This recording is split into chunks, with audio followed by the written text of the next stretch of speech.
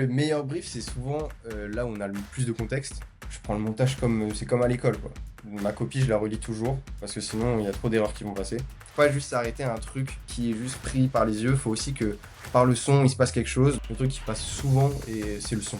Le nombre de pubs sur lesquels je tombe où le son, ça va pas du tout. Et ça, pour moi, tu perds directement toute la crédibilité de ta vidéo s'il y a pas de son. Comme je disais tout à l'heure, il y a des scripts qui sont écrits, c'est du chat GPT, quoi. En fait, si on s'attarde trop sur les détails, on va pas pouvoir faire de testing et du coup, on va pas trouver une créa winneuse.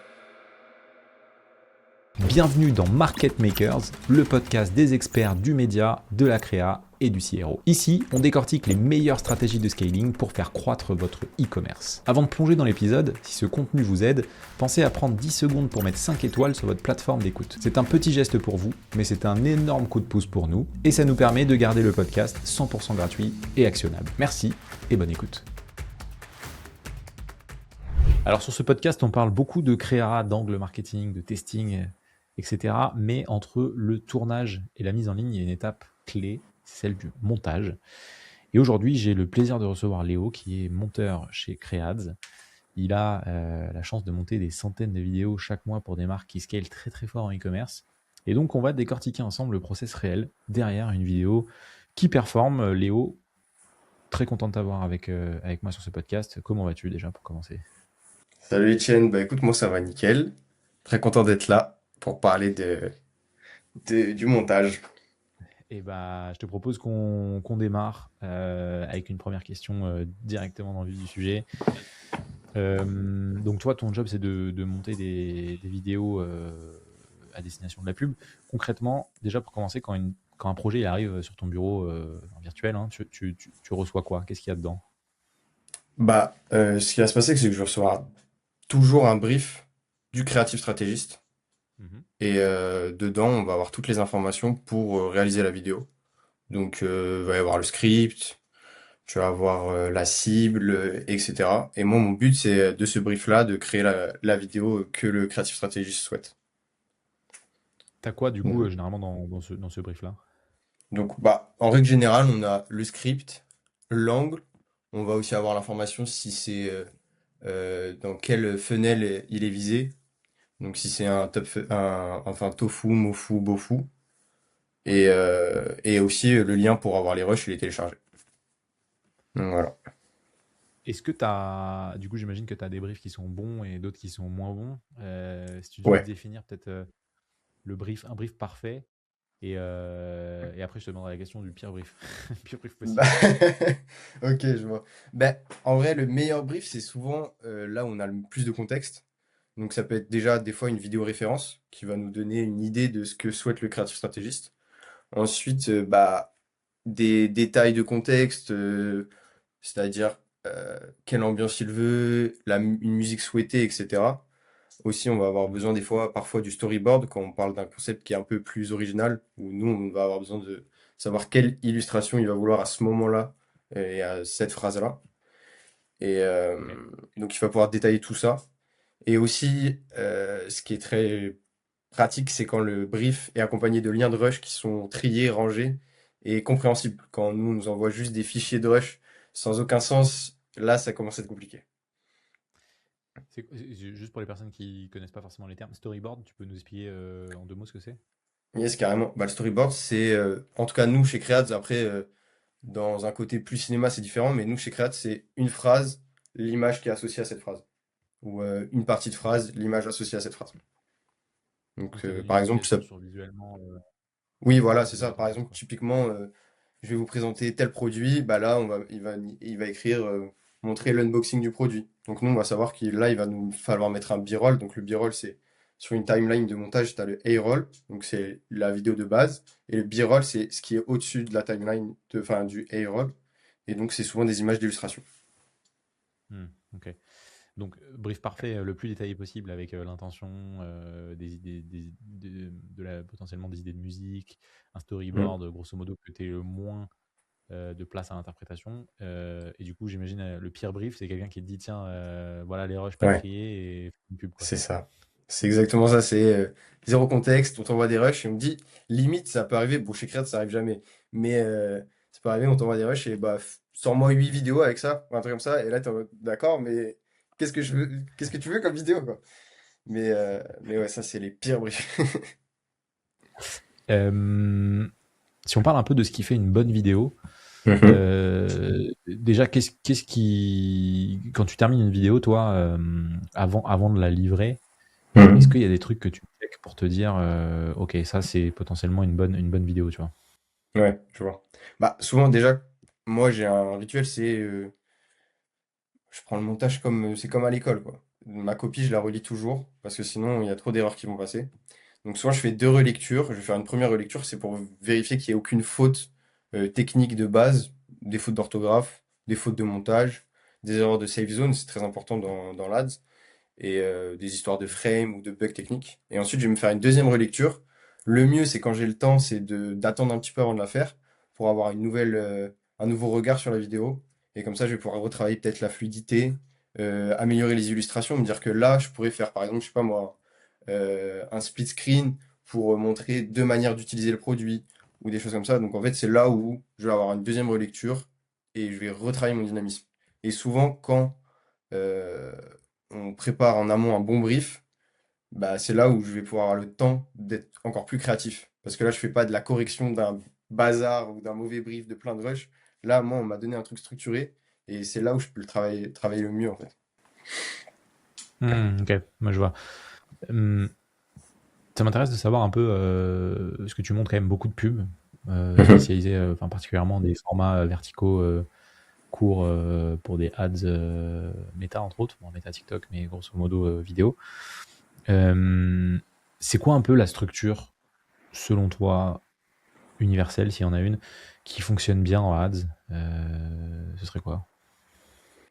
Alors, bah, on a des structures de base chez Creads et même en règle générale sur les vidéos, bah, on va toujours avoir un hook fort, un truc qui va nous faire arrêter de scroller. Donc le hook, c'est l'accroche. On va ensuite avoir souvent une identification du problème. Typiquement, je sais pas moi, si on parle d'acné, si vous avez des points noirs, voici, on va identifier le problème. Ensuite, on va présenter le produit, une preuve de crédibilité. Souvent, je sais pas, on va parler des avis, Trustpilot, ou alors on va parler du fait qu'il y a eu 1000 diagnostics, etc. Ensuite, le bénéfice et le CTA. Donc souvent, les structures de script, ça va être... De toute façon, c'est toujours écrit en amont par le créatif stratégiste. Et donc c'est eux qui ont souvent les templates en tête des scripts parfaits qui vont fonctionner. Et d'ailleurs, il y a une bonne vidéo, bah, c'est Nielsen, il a fait une super vidéo sur ça dans sa masterclass où il présente plusieurs templates de structures de scripts qui sont très cool. Donc toi, c'est, à ton sens, il y a une grosse partie de la réussite des ads qui se joue quand même en amont dans côté créatif stratégiste. Une énorme. En fait, si moi j'interviendrais directement, après, je sais pas moi, les rushs d'une créatrice UGC, même des fois, parfois, parce que je fais aussi des tournages, souvent je discute avec les créatrices UGC, elles me disent, ça m'arrive d'écrire les scripts. Et quand on part de là, ça veut dire qu'il n'y a pas de travail forcément d'analyse du produit, etc. en amont. Et en fait, si le monteur, il récupère ces rushs-là, ça va être juste de la... Enfin, il va juste... c'est du pansement, quoi. Ça va pas être une créa qui va fonctionner. C'est juste... on va essayer d'améliorer le truc qu'on a, mais ça va pas forcément être parfait. Vaut mieux toujours en amont avoir un professionnel qui écrit un script et qui sait ce qu'il fait, quoi. C'est intéressant parce que tu pourrais dire en fait si j'ai un monteur qui est excellent, je peux faire n'importe quoi avec des rushs qui marchent, qui sont pas ouf. Mais en réalité, tu peux avoir le meilleur moteur du monde si t'as derrière ton analyse et ta strat créative elle est pas bonne. L'ADS, elle pourrait être jolie, mais elle fonctionnera pas. C'est C'est grosso ça. modo. Ok. Euh, si on zoome un peu sur certaines parties un peu clés du montage, je pense notamment au hook. Comment tu fais toi pour faire un bon hook? Qu'est-ce que tu fais je vais m'arrêter là sur la question. C'est quoi un bon hook pour toi déjà? Qu'est-ce que c'est un bon hook pour moi? Bah, en soi, déjà, le hook, il va toujours être préparé en amont par le CS, ça c'est sûr. Mais là, c'est là où nous, on intervient. Et la mission, c'est d'améliorer le hook. Donc, déjà, on va mettre une tagline en place, une phrase impactante, etc. Donc, parfois, c'est de notre choix, un petit choix éditorial de la part du monteur, ou alors elle a été mise en avant, enfin, écrite en amont par le CS. Ensuite, on va travailler sur qu'est-ce qu'on met à l'image. Est-ce qu'on laisse juste un facecam de la créatrice ou du créateur qui dit qui dit la phrase et le hook, ou alors on va l'illustrer. L'illustrer, on peut faire le choix de soit l'illustrer avec un mouvement assez rapide où il va présenter rapidement le produit, ou alors on fait un split screen, ou à la fois, si le hook c'est quelque chose de négatif, on va mettre derrière un truc un peu choquant, négatif, et en haut la créatrice qui parle, etc. Non, ce que je veux dire, c'est que le hook, il faut que ça soit visuel et sonore. Faut pas juste s'arrêter à un truc qui, qui est juste pris par les yeux. Faut aussi que par le son, il se passe quelque chose. Donc, soit une phrase choquante accompagnée d'un sound design. Ouais, voilà, c'est ça. Faut que ça soit visuel et sonore. C'est vraiment le plus important. T'as des petits réflexes ou des trucs, des petits tips que tu utilises qui marchent, que tu fais souvent? Des exemples de hook, des trucs qui marchent bien, Ouais, bah ouais, carrément. Bah, déjà, on va avoir euh, pas se limiter seulement à des taglines TikTok classiques, c'est-à-dire un fond blanc et le texte en Proxima Nova. Bon, ça, ce sera un peu technique pour les monteurs, mais on peut aller chercher quelque chose de plus créatif. Peut-être mettre des emojis qui sont ciblés par rapport au produit et faire des variations de couleurs, soit s'amuser avec les couleurs de la marque, soit mettre des couleurs percutantes comme le rouge ou le vert pour valider. Ensuite, le son. On peut mettre parfois des risers. Le riser, c'est un son qui arrive, bon, ça n'a pas vraiment de définition, mais c'est un son qui arrive et bam, qui explose à un certain moment. Donc ça, là, ça va prendre au grip le spectateur. Travailler aussi la musique. Si on a choisi une musique, les musiques, elles ont des temps. Choisir le bon moment, la montée, et là, bam, on passe ensuite dans le corps du texte, mais pendant la montée, on met notre hook. Et en fait, tous ces éléments-là, ça va faire que on a une vraie accroche. Il y a un truc qu'on dit en ads, c'est que les hooks que tu peux avoir sur les réseaux sociaux en organique, c'est pas forcément la même méthode que sur les ads, parce qu'en organique, ce que tu cherches, c'est à faire beaucoup de vues, donc pas nécessairement à cibler ton audience tout de suite. Tu peux faire un hook, par exemple, je sais pas, un gars qui se casse la gueule dans la rue, tu auras un hook rate de 70%, et après tu Mhm, enchaînes avec une barre de pizza, tu vois. Bon, mhm. ça peut marcher, tu vois, mais en ads, du coup, ça marche pas. Est-ce que tu as des choses que tu mets en place justement pour, dès le début, tu as des réflexes où tu te dis, dès le début, j'essaie de penser le hook de sorte que ça parle à l'audience cible ou pas? Oui, complètement. Bah, typiquement, on va parler de quelque chose, je sais pas moi, d'un produit anti-âge, mais on parle, par exemple, je sais pas, on va parler de collagène marin ou quelque chose comme ça. On va peut-être faire pop à l'image des rides pour que directement, si on cible, on sait que cette créa, c'est une middle funnel, donc on sait qu'on va cibler typiquement la tranche d'âge des 40-50 ans, quelque chose par là. Bah, on va mettre en avant les éléments qui vont leur parler. Donc, c'est-à-dire, je vais faire pop des rides et peut-être une barre qui va dire, qui va faire comprendre que là, bam, vous aurez plus de rides avec ce produit. Des éléments comme ça. Hmm. On va cibler ce qu'on va mettre en avant par rapport au persona. Ok, donc ça, tu te bases sur ce qu'il y a sur le script et sur le persona et les indications du C'est CS. ça. Les indications du CS, Ok. ou même parfois on va pouvoir faire des petits choix éditoriaux, c'est-à-dire, Hmm. je sais qu'on va parler d'anti-âge, je vais faire pop quelque chose qui va faire rappeler le fait que qui va faire rappeler la vieillesse. T'as une durée moyenne de pub que tu conseilles Ouais, oui, oui, carrément. Bah, déjà, donc si on commence à dépasser les 1 minute, ça va être compliqué. Déjà, même au niveau de la fluidité du montage, on va le ressentir. Parce que des fois, parfois, on parle de produits qui sont pas forcément hyper, euh, qui vont être compliqués, ou alors on va commencer à vraiment rentrer dans les détails techniques du produit. Euh, Hmm. et si on fait ça pendant 1 minute 45, là, ça commence à être vraiment compliqué. Moi, personnellement, ce que je conseille, c'est pour les vidéos top funnel, c'est d'avoir des vidéos de 1 minute. Parce que souvent, on cible un personnage qui connaît pas forcément son problème, etc. Donc, il faut laisser le temps à la cible de s'éduquer sur le produit. Il faut contextualiser le produit, etc. Donc, 1 minute, c'est très bien. Ensuite, si on est sur du middle funnel, souvent on cut autour des 30-45 secondes. Et quand on fait du bottom funnel, donc là on va direct, soit on va balancer une promo ou quelque chose comme ça. Là c'est 20-30 secondes et c'est top. Mais souvent, c'est euh, ça a été briefé par le CS. Il va nous couper des parties, il va nous dire cette partie-là du texte, tu l'enlèves, ça sert à rien pour le top funnel. Et cette partie-là, tu l'enlèves, ça sert à rien pour le bottom funnel, etc. Tu montes des centaines de vidéos avec l'équipe, vous en montez, sais pas combien vous en avez sorti, mais des milliers, voire des dizaines de milliers depuis le début de Créads. Est-ce que Ouais. tu as des outils à force ou des méthodes Ouais. qui te permettent de gagner du temps? Ouais, carrément, carrément, carrément. Bon, on est obligé. Mais c'est pas que les outils, il n'y a pas d'outils magiques, hein. Mais déjà de base, c'est le workflow. Nous, on a tous un workflow commun. Je pense que c'est la force de Create, c'est le fait d'avoir des monteurs internalisés. C'est qu'on a tous un workflow commun, on travaille tous de la même manière. Du coup, on peut tous travailler sur les projets de chacun, s'entraider, etc. Et ça fait vraiment la différence. Notre workflow, il est basé déjà de base sur Google Drive et Premiere Pro. Et, euh, et en fait, tous nos projets sont centralisés sur Google Drive. Et on a tous la même arborescence de dossiers et de rangement. Donc on sait tous où, imaginons demain j'ai un client qui m'envoie, enfin j'ai le CS qui m'envoie les rushs, je vais les ranger de la même manière que mon collègue monteur va les ranger. Et du coup demain si il ouvre mon projet, il va trouver il va trouver les éléments au bon endroit. Donc ça c'est top. Et, euh, et c'est une structure qui est assez technique parce qu'elle est longue, il y a des éléments un peu embêtants entre le streaming de contenu, etc. Donc je vais pas rentrer dans les détails, mais notre workflow il est bien rodé et il est pensé pour le travail en remote aussi. Parce qu'on ne travaille pas tous en local, on n'est pas tous dans un bureau où on peut avoir accès au rush hyper facilement. Donc Hmm.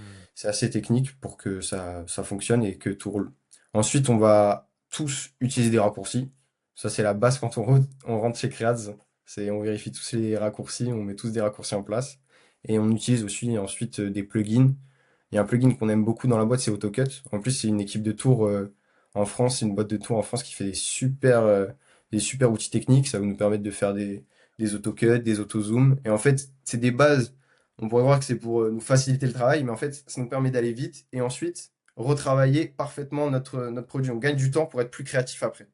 Ensuite, pour des banques d'images, etc., on va utiliser des trucs classiques comme Artlist, Envato, le son, Adobe Podcast, et un outil qui est très puissant, qui vient juste de sortir, c'est Blinky, qui a été poussé par AutoCut. Si vous utilisez un Mac, vous connaissez peut-être Lightspot, qui vous permet de chercher rapidement. Bah là, c'est pareil, mais sur notre Premiere Pro. Donc ça, c'est top.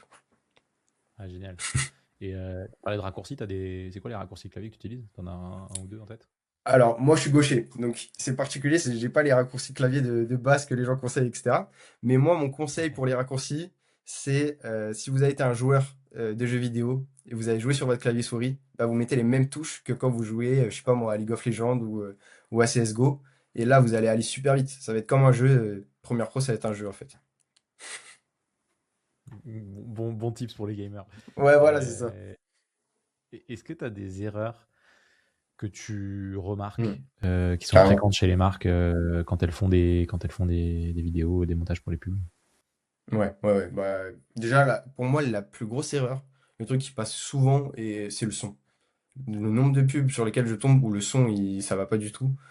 Et ça, pour moi, tu perds directement toute la crédibilité de ta vidéo s'il y a pas de son. Et en plus, je pense que tu perds pas mal de ton audience.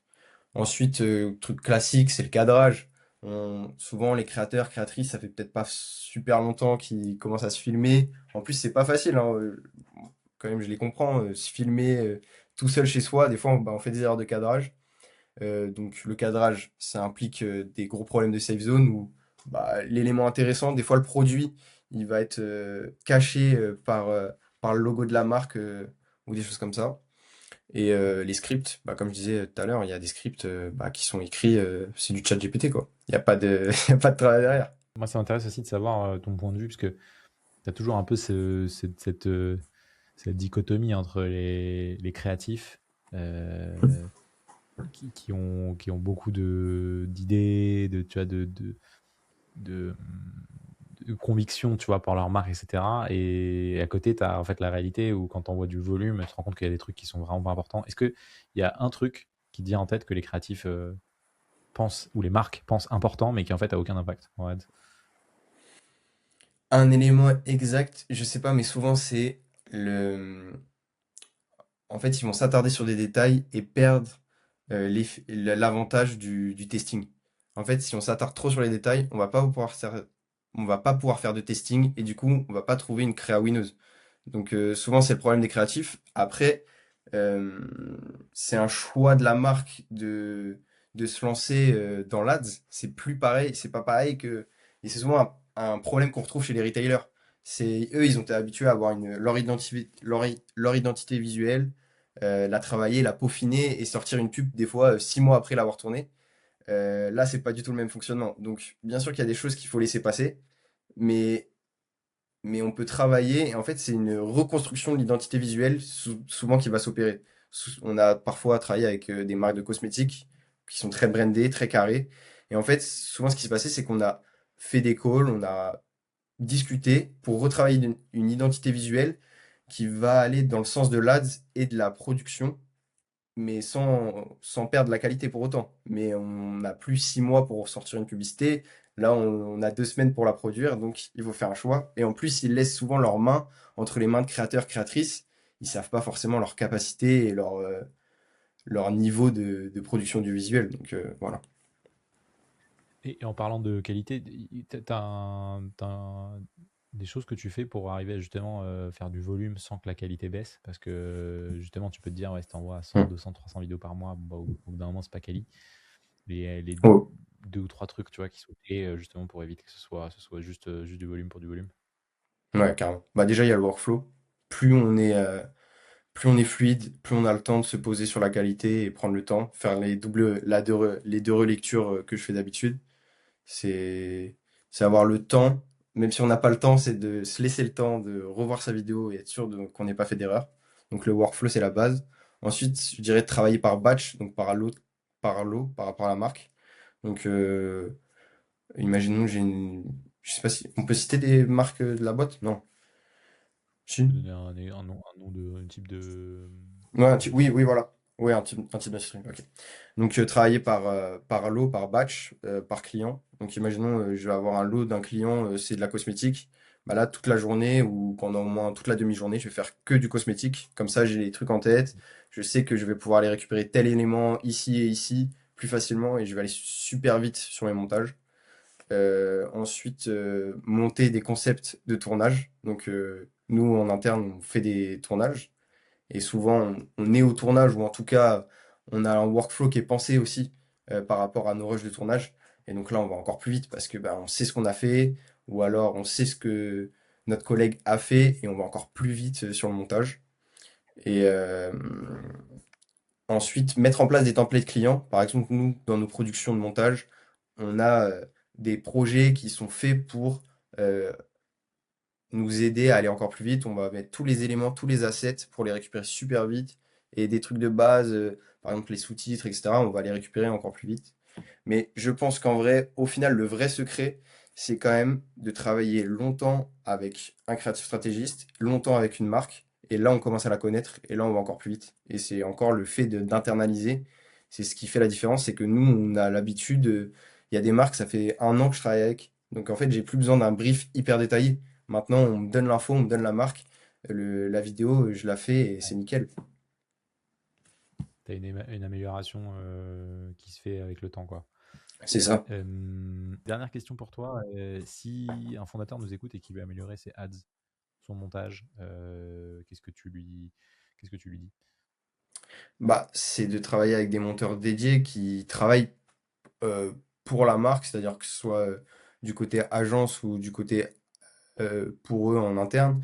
C'est-à-dire des monteurs qui connaissent le produit, qui ont l'habitude de travailler avec.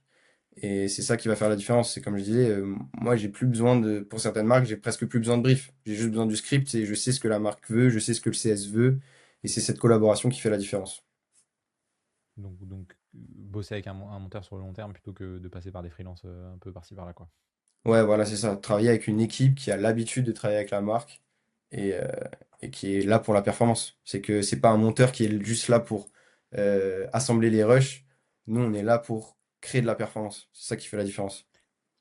Trop bien. Bah écoute, on arrive au bout de l'épisode. Merci beaucoup Léo pour tous ces conseils. C'était ultra intéressant. On a parlé de plein de choses, notamment de tips très actionnables sur la partie montage. On espère que l'épisode vous a plu. Si c'est le cas, n'hésitez pas et pensez comme toujours à mettre un petit 5 étoiles en fonction de là où vous êtes ou à vous abonner à la chaîne si vous êtes sur la chaîne. On vous dit à très vite pour un nouvel épisode de Market Makers. Encore merci Léo. Bonne journée et à très vite. Ciao Étienne.